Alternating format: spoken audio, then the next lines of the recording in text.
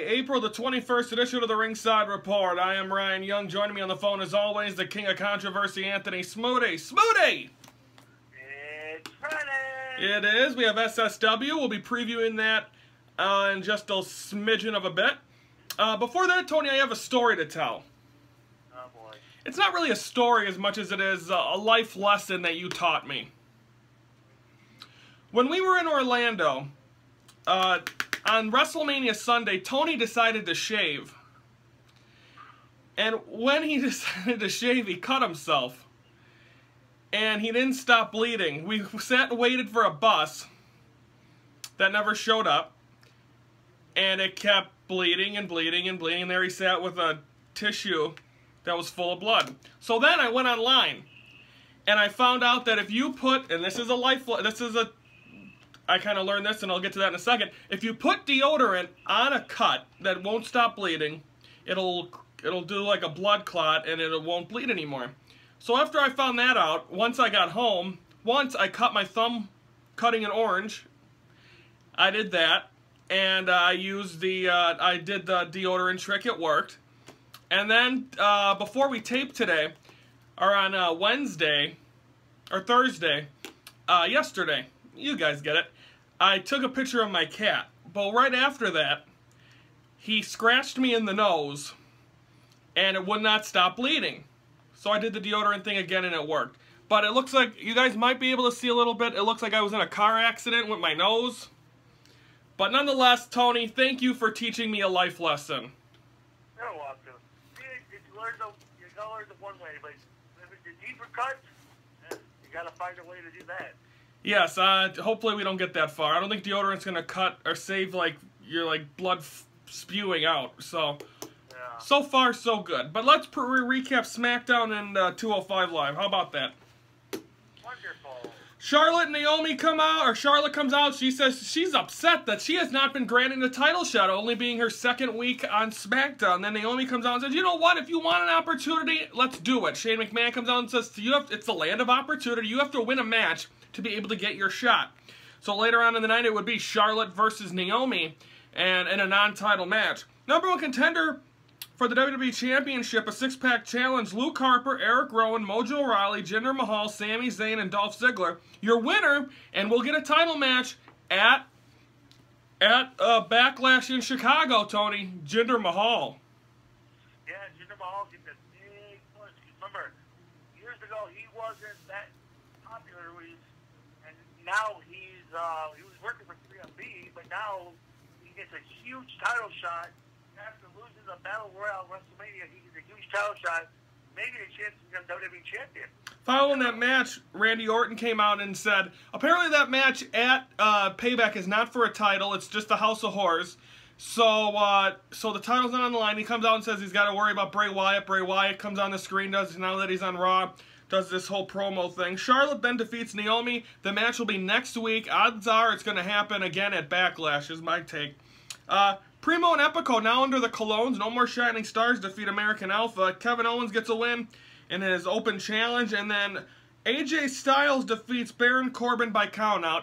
Baron Corbin going to be in the world title picture most likely. And AJ Styles going to face the winner of Jericho Owens at Payback at Backlash. Right? Yeah, that's right.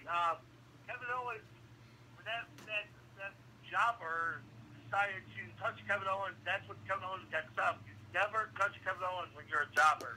No. Quickly, 205 Live, Tozawa defeats Tony Nese, Rich Swann, Noam Dar, Alicia Fox. I think both of them broke up with Alicia Fox, so now she's single. Tony, you gonna go after Alicia? Oh, my. Tony, keep it in your pants. Daivari defeats Mustafa Ali, and Austin Aries defeats TJ Perkins, who I think is a terrible heel and really needs to... I think what the problem is when you're such a nice person in real life, it's hard to be a bad guy. And TJ Perkins seems like that kind of guy. So I think right now that's his problem. So, yeah, go ahead. Try telling it to Brock Lesnar. He's always a nice guy in WWE, but... No, he's not. Really a bad guy. And when you're a really good heel, it usually means you're an asshole in real life. Just like Brock Lesnar, Randy Orton. Yep. There you go. We're taking time out. When we come back, we're going to recap Ring of Honor and NXT. That's next on the Ringside Report.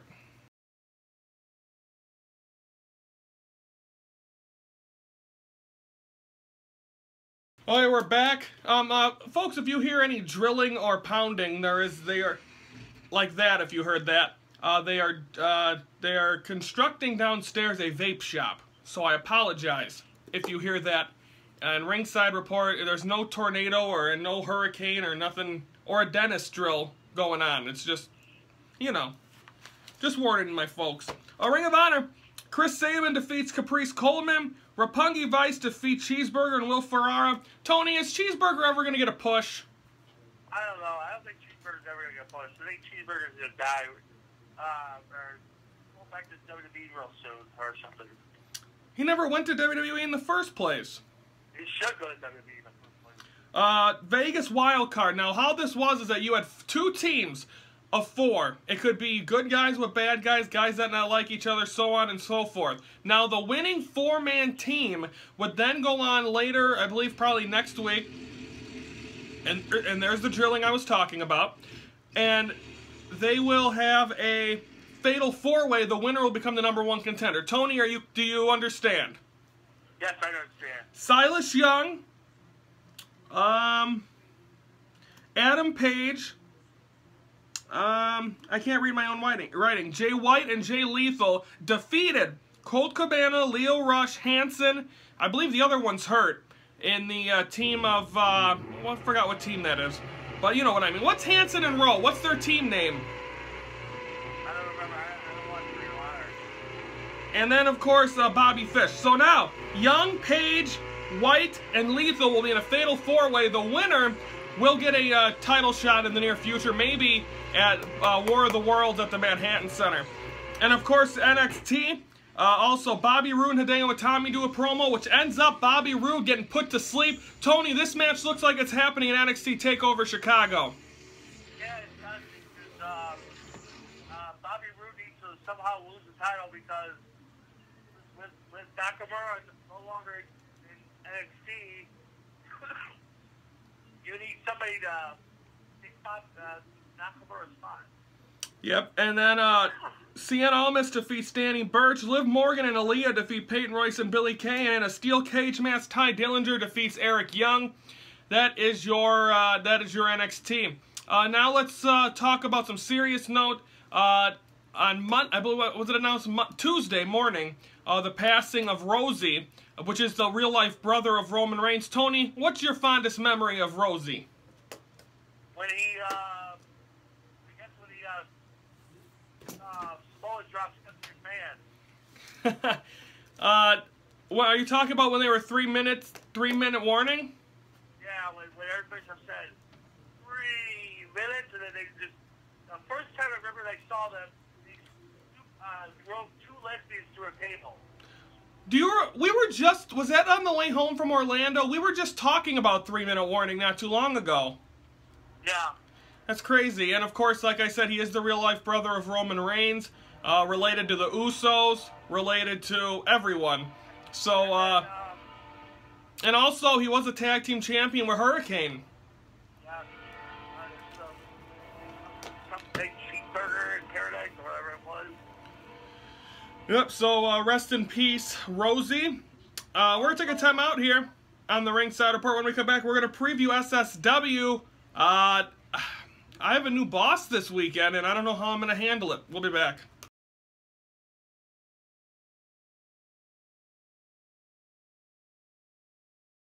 We're back here on the Ringside Report. As you can see, I'm wearing a Bulls shirt today. I'm back on the wagon. I gave up on this team long ago. I said that they shouldn't be in the playoffs. Now that they've gotten in the playoffs, they are 2 up over the Boston Celtics. They play Game 3 tonight at the United Center. Game 4 is Sunday or Monday? Sunday. So hopefully by the next time we're on, the Bulls are in the next round. If not... Hold on. What? Hold on a second, Weasel. Just before we do SSW, we got to say a little rest in peace to, I guess, Wednesday morning, former football player Aaron Hicks was found dead in his jail cell. He I guess, committed suicide. Yeah, I've had talks about this on Facebook. I'm going to iterate it myself. He took away a human life, so him taking away his own is not something people should be remorseful over. Let me just put this in the story. When you commit suicide, it's not that good to commit suicide. Look at Robin Williams. Different story, Tony, that is not the same thing. This man was in prison for the rest of his life for killing another person. Robin Williams was not. Oh, he was depressed. Yeah, but anyway, the only person that you should feel sorry for in this situation is his 4-year-old daughter. That is it. Yep, that's right. And, I mean, you can put it around the same lines as Chris Benoit. And I think that WWE should still talk about Chris Benoit, the wrestler. The human obviously had problems, because he killed 2 people before he killed himself, but never served time for it. Just like that coward in Cleveland. Couldn't even face the music after shooting an innocent person, and then kills himself. So, you know what? People that don't want to pay the price if they can do the crime and not the time, then you're a coward, and you deserve to rot in hell. And I don't know if there's anything else really to say about it. Nope. Other than, I hear there's a new sheriff in town. Yeah, last month, RJ Daniels gave Mirko Joe Cop the opportunity. He is going to be in charge of SSW this Sunday, 4 p.m. Brat Stop, doors open at 3. Now, that means he is my boss for the day. I have zero idea what's going to happen, Tony, and I heard Scott Beatty's been buttering him up a little bit. Scott Beatty might get to do commentary by himself. That's wonderful. He can do it by himself because you know what? Scott Beatty always has a sausage in his mouth. He does always have a sausage in his mouth, yes. But we don't have no matches really announced for the show. All we know is Mirko Joe, Eric Priest is going to get a Midwest Heritage title match against Shogun Chris Logan. Besides that, we have no idea what's going to happen. A former referee, ladies and gentlemen, sounds familiar because it happened at a company in Illinois, is taking over a whole company. Yeah, I hear Sean Priest is making his return back to Wisconsin. I believe also I heard Dysfunction's going to return. Yeah, also, I believe, it's, the tag team championships are on the line. It's Paulie Thomas Elliott, Hardcore Craig, a.k.a. Hardcore Impact, against Shane Fury and Marco Spade, a.k.a. Natural Fury. Wow. And then the world title is on the line, and Ice Victor Pre returns to battle Randall. Should be interesting, folks. That will be this Sunday at 4 o'clock. Tony, am I finally having you for a post show? Yes, I'm going to be there, and hopefully this time no more Mike allowed at the post show. We'll see what happens. Of course, we'll have a recap. We'll have a post show to kick off Monday's show. Everyone, go Bulls! Hopefully, Hawks are still alive after last night, and if not, they went down in a heap. So, everyone have a great weekend. We'll see you at the Brat Stop. Tony, any closing remarks? Go Bulls! Go Bulls. For Anthony Switty, I'm Ryan Young. Thank you for watching the Ringside Report, your front row seat to all things wrestling.